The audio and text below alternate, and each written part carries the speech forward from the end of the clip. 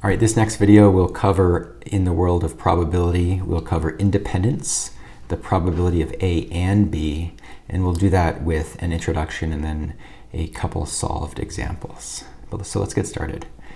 The definition of independent events in probability, and this might be a little bit different from the definition of independence in the real world, in fact it is different, is as follows. Events are independent if the occurrence of one does not affect the probability of the other. Okay, so if we have events A and B, and who knows what those might be. They might be something in probability class involving flipping coins and rolling dice. They might be something out in the real world involving two different people contracting a disease, okay? Or anything in between. So two different events, A and B. If A happens, and we know A has happened, does that change the probability of B happening? Okay, so the occurrence of one, or maybe the non-occurrence of one, if we know A didn't happen, does that change the probability of B happening? Okay, so for them to be independent, they can't affect the probability of each other. Okay, so basically, very informally, they're unrelated. Okay, one doesn't affect the other. And so let's look at drawing two cards out of a deck. And a deck of 52 cards. Let's say you draw one card, you look at it, then you put it back, that's replacement, you shuffle it up really well, and then you draw a second card. The events are drawing a king first and then a king second. Those are independent events because what happens with the first card that you draw has no effect on what happens with the second card that you draw because there's a replacement of cards and a shuffling in between. Let's contrast that without replacement. So you draw a card, you get a king, you keep it, and then you draw another card. What do you think is going to happen in terms of probability of getting that second king? It's definitely going to drop because you have 51 cards remaining in the deck and you only have 3 kings now. So your probabilities will drop. So this is an example of dependent events. Okay, those are dependent events right there because we didn't replace the cards. Before we move on, I want to do a little reminder of multiplying fractions. And let's say we have something like this.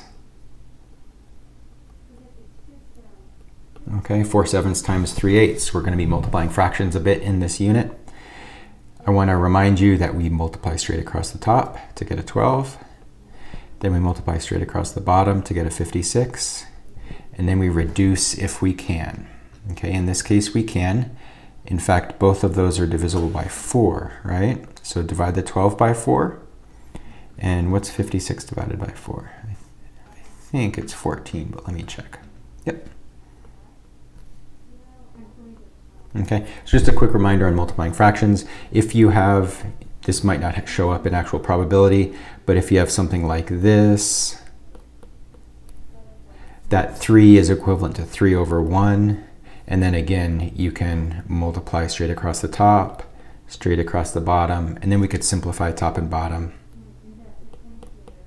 and get 5/3. Okay, a whole number is equal to that number divided by 1. So here's the rule. If A and B are independent, if they're independent events, then the probability of them both happening either at the same time or in sequence is the product of the probabilities of them happening on their own. Okay, so the big deal here is we multiply. And this is often a little bit confusing for people because this and often in math means add. We're adding things together if we say and, but not here, not in this case. If if A and B are independent events, then the probability of both of them happening, either together at the same time or in sequence, depending on the scenario, is equal to the product of their individual probabilities. Okay, so if they're independent and you're looking for them both, multiply. Let's do some examples. scenario here is I roll 2 dice. Random aside, in one textbook, at least one textbook I've looked at, it doesn't use the word dice. It uses number cubes, because I think the publishers think that if we use the word dice, we're going to encourage students to gamble. So don't gamble, but I'm going to be mature enough to believe that just using the word dice is going to be okay here. Okay, so we're going to roll 2 dice. Probability of 6, then odd. And so first think, are those independent events? Yeah, they definitely are. Whatever we get on the first die has nothing to do with whatever we get on the second die. So by the way, we could be rolling 2 dice at once, or 1 die, one after the other, it doesn't matter. So what's the probability of getting a 6? 1 out of 6. What's the probability of getting an odd? 3 out of 6. There are 3 odds, 6 totals. Okay, let's just multiply. That turns into 3 out of 36, which is 1 out of 12. Okay, so that's a chance of getting a 6 and then an odd number when we roll a couple dice. Next one, pick 2 cards with replacement.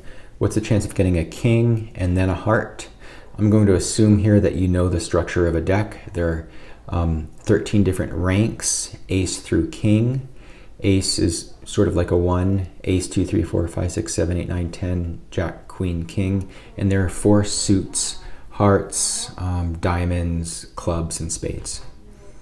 Okay, so the chance of getting a king, there are 4 kings out of 52. And the chance of getting a heart, there are 13 hearts out of 52. Okay, we're going to multiply those. But let's be a little bit clever. Let's not set ourselves up to have to do a big reduction of fractions. Let's reduce these to begin with. So like I just said, there's 13 ranks in a suit. One of them's a king. And there are 13 ranks in a deck, and one of them's a king. And there are 4 suits in a deck, and one of them is hearts. So we can just multiply together and get 1 out of 52. Okay, that only works because we're doing this with replacement. Well, that makes the things independent.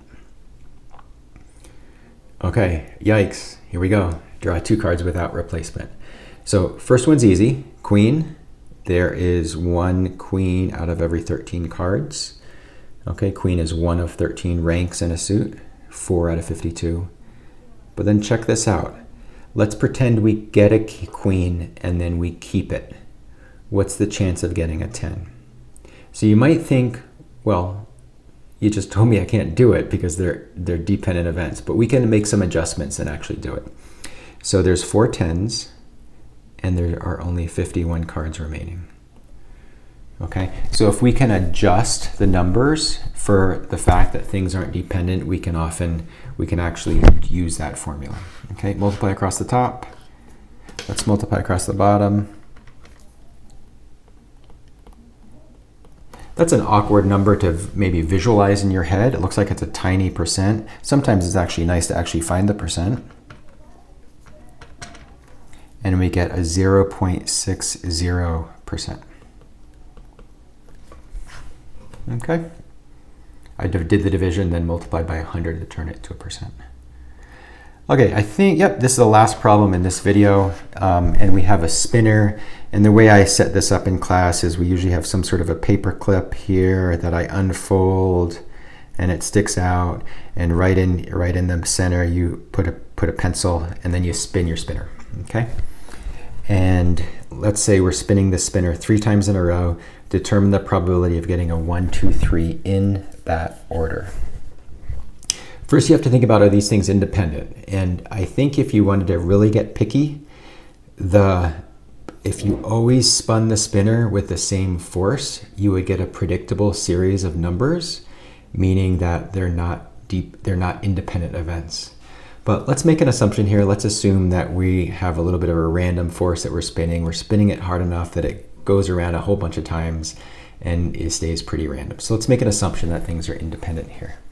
So we want to get a 1, then a 2, then a 3. So the chance of getting a 1 looks like it's a half. The chance of getting a 2 looks like it's a quarter. And the chance of getting a 3 also looks like it's a quarter. Okay, and I just estimated the areas of each zone. Okay, the 1 zone looks like it's about half of my spinner. The 2 zone looks like it's about a quarter of the spinner, etc.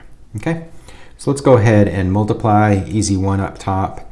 2 times 4 times 4 is 32 down below. 1 out of 32. And maybe do some mental math about what percent is that. I think it's about 3%. And I get 3.13%. Okay? So that's a chance of getting that sequence of numbers 1, 2, and 3 in that order. All right, that's a good place to stop right there.